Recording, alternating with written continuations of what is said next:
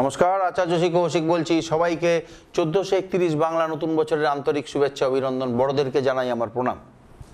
আপনারা 2024 সালে আমার রাশিফল দেখেছেন। মেষ থেকে মিন পর্যন্ত প্রচুর ফোন করেছেন, অসংখ্য ফোন করেছেন। তা আপনারা প্রত্যেকেই কম বেশি রিকোয়েস্ট করেছেন মেষ, সিংহ, কর্কট, বৃশ্চিক, মকর, কুম্ভ, মীন এইসব রাশিগুলো বেশি রিকোয়েস্ট করেছেন যে দাদা 1431 বাংলা নতুন বছর নিয়ে যদি একটু বলেন রাশিফলটা, তাহলে খুব উপকার হয়। তা এর আগে আমি অনেক রাশি বলেছি বাংলার বছর কেমন যাবে। তা আজকে তুলা রাশিকে নিয়ে আলোচনা করছি। বাংলা নতুন বছর কীরকম কাটতে চলেছে 1431।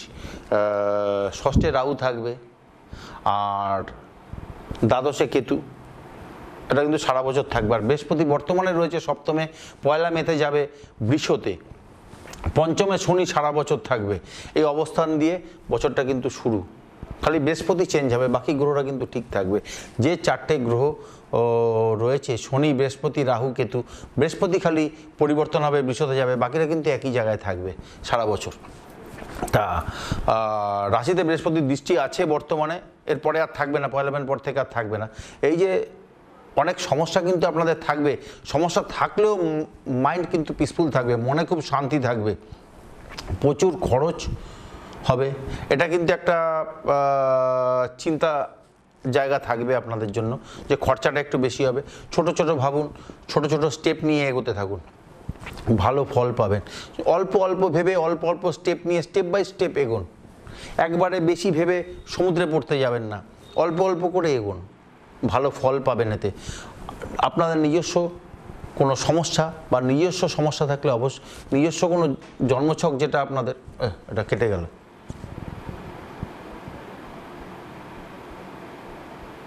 নমস্কার, আচার্য শ্রী কৌশিক। সবাইকে বাংলা নতুন বছরের আন্তরিক শুভেচ্ছা অভিনন্দন।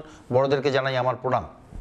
2024 সালের রাশিফল আপনারা দেখেছেন। মেষ থেকে মিন পর্যন্ত প্রত্যেকে প্রচুর ফোন করেছেন। তা মেষ, কর্কট, সিংহ, বৃশ্চিক, মকর, কুম্ভ, মীন সবচেয়ে বেশি ফোন করেছেন।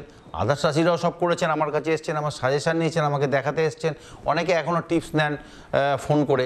তা প্রত্যেকের একটাই রিকোয়েস্ট করেছেন, সবাই কম বেশি রিকোয়েস্ট প্রত্যেকেই করেন। যে রাশিগুলোর নাম বললাম তারা সবচেয়ে বেশি রিকোয়েস্ট করেছেন যে দাদা 1431 বাংলা নতুন বছর কেমন যাবে একটু বললে খুব উপকার হয়। তা এর আগে আমি বাংলা 1431 নতুন বছর অন্য রাশি নিয়ে বলেছি। আজকে যে রাশিটিকে নিয়ে আলোচনা করব তুলা রাশি। সপ্তমে বৃহস্পতি রয়েছে, পয়লা মেতে বৃহস্পতি চেঞ্জ হবে, বাকি পঞ্চমে শনি আছে, ষষ্ঠে রাহু আছে, দ্বাদশে কেতু আছে। এই গ্রহরা যা আছে তাই থাকবে। আর রাশিতে বর্তমানে কেতু, শনির দৃষ্টি, বৃহস্পতির দৃষ্টি আছে। তা সমস্যা কিছু থাকবে, থাকলেও কিন্তু মনে খুব শান্তি থাকবে। খরচ একটা কিন্তু চিন্তা বাড়াবে, খরচের জায়গাটা একটু কাটাল করার চেষ্টা করবেন। বিদেশ যাওয়ার সুযোগ পাবেন। আপনার নিজস্ব জন্মছকও কিন্তু একটা কথা বলবে, এটা মাথায় রাখবেন। নিজস্ব জন্মছক, সেখানে বৃহস্পতির অবস্থানটা কিন্তু খুব গুরুত্বপূর্ণ। সেখানে বৃহস্পতি বিষতে নাও থাকতে পারে, মেষে নাও থাকতে পারে, অন্য কোনো স্থানে থাকতে পারে। রেজাল্ট দেবে কিন্তু শনি, বৃহস্পতি, রাহু, কেতু, এটা মাথায় রাখবেন। আর গ্রহের যে অবস্থান পাচ্ছি, যা গ্রহের যে অবস্থান থাকছে, তাদের বিভিন্ন ক্ষেত্রে, নানান ক্ষেত্রে কিন্তু অনেক পসিবিলিটিস আছে আপগ্রেড করার, অনেক উন্নতির সুযোগ থাকছে। যারা দীর্ঘদিন ধরে ভুগছেন তাড়াতাড়ি সুস্থ হয়ে যাওয়ার সম্ভাবনা রয়েছে। আর পুরনো যোগাযোগ নতুন করে ঘটবে, নতুন পুরনো যারা চলে গেছিল মুখ ফিরে, তারা কিন্তু আবার নতুন করে ফিরে আসবে। কারো কারো ক্ষেত্রে যারা আইনি সমস্যা নিয়ে দীর্ঘদিন ধরে ভুগছিলেন, তারা এই সমাধানের রাস্তা খুঁজে পাবেন। জীবনে নতুন পরিবর্তন একটা ঘটতে চলেছে, কিন্তু পরিবর্তন আসার বিরাট পসিবিলিটিস, যা গ্রহের পরিস্থিতিতে কিন্তু পরিবর্তন ঘটার ভীষণ পসিবিলিটিস আছে। কর্মের স্থান পরিবর্তন হওয়ার সম্ভাবনা রয়েছে, কর্মসূত্রে বিদেশ যেতে হতে পারে, বাইরে যাওয়ার চান্সেস পাবেন, বা স্টে করতে পারেন সেখানে গিয়ে, এমন হতে পারে। কারো কারো ক্ষেত্রে চাকরি চলে যেতে পারে, তবে বিকল্প কর্মসংস্থান হয়ে যাবে। ঘাবড়ানোর কোনো ব্যাপার নেই, প্যানিক করবেন না। যেটা বললাম, ছোট ছোট স্টেপ নিয়ে ভাবার চেষ্টা করুন, ভালো ফল পাবেন। ঊর্ধ্বতন কর্তৃপক্ষ, হায়ার অথরিটির সঙ্গে মতের অমিল ঘটতে পারে। একটা ইগো সমস্যা কিন্তু কাজ করবে। এই ইগো সমস্যাটা ত্যাগ করে চলতে পারলে বাড়তি কিছু পাওয়ার আশা করতে পারে, নাহলে কিন্তু অনেক কিছু আটকে যাবে, বাধার মুখে পড়তে হতে পারে। যেটা বললাম, শনি, বৃহস্পতি, রাহু, কেতু কিন্তু ফল দেবে। তা বৃহস্পতি আপনার জন্মছকে, আপনার নিজস্ব জন্মছকও কিন্তু একটা কথা বলবে। তা সেখানে বৃহস্পতির অবস্থান, শনির অবস্থান, রাহুকেতুর অবস্থান খুব গুরুত্বপূর্ণ। হতে পারে আপনার বৃহস্পতি মেষে নেই, আপনার বৃহস্পতি বৃষতে নেই, আপনার বৃহস্পতি মকর কুম্ভতে রয়েছে, সেক্ষেত্রে বৃহস্পতি কিন্তু ভালো ফল দিতে পারবে না। বৃহস্পতি মিথুন বা কন্যায় রয়েছে, বৃহস্পতি ভালো ফল দিতে পারবে না। যে কোনো সমস্যায় আমাকে নির্দ্বিধায় ফোন করুন, আমি আপনাদের সঙ্গে সবসময় আছি। স্ক্রিনে দেওয়া নাম্বারে আমাকে ফোন করবেন। আর যা আছে, একাদশে শনি দৃষ্টি দিচ্ছে সিংহতে, একাদশভাবে শনির দৃষ্টি, আর প্রয়োজনের তুলনায় কিন্তু কম হতে পারে। আর ইনকামের জায়গাটা একটুখানি দেখতে হবে। তবে পয়লা মে বৃহস্পতি অষ্টমে গেলে সেভিংস কিছুটা হলেও বাড়বে। আর কোথাও ইনভেস্ট করতে চাইলে করতে পারেন, তবে খুব ভাবনা চিন্তা করে করবেন। বিশেষ করে বাড়ি, ফ্ল্যাট, সম্পত্তি কেনার ক্ষেত্রে ইনভেস্ট করলে লাভবান হওয়ার সম্ভাবনা বেশি থাকবে এই জায়গাগুলোতে। এখানে ইনভেস্ট করুন, ছোট ছোট স্টেপ নিয়ে ভাবুন। উত্তরাধিকার সূত্রে প্রাপ্তি যোগ রয়েছে, সম্পত্তির প্রাপ্তি হতে পারে বা অন্য কিছু টাকা পয়সাও পেয়ে যেতে পারেন। আর সন্তানের পড়াশোনার ক্ষেত্রে সবচেয়ে বেশি ব্যয় হবে এই বছরটা। উচ্চ বিদ্যার জন্য খুব ভালো সময়, যারা রিসার্চ করছেন তাদের জন্য ভালো সময়। চাকরির পরীক্ষা যারা দেবেন বা কম্পিটিটিভ এক্সামিনেশন যারা দেবেন, তাদের ভাবছেন তারা কিন্তু সাকসেস পাবেন, আশা করতে পারেন।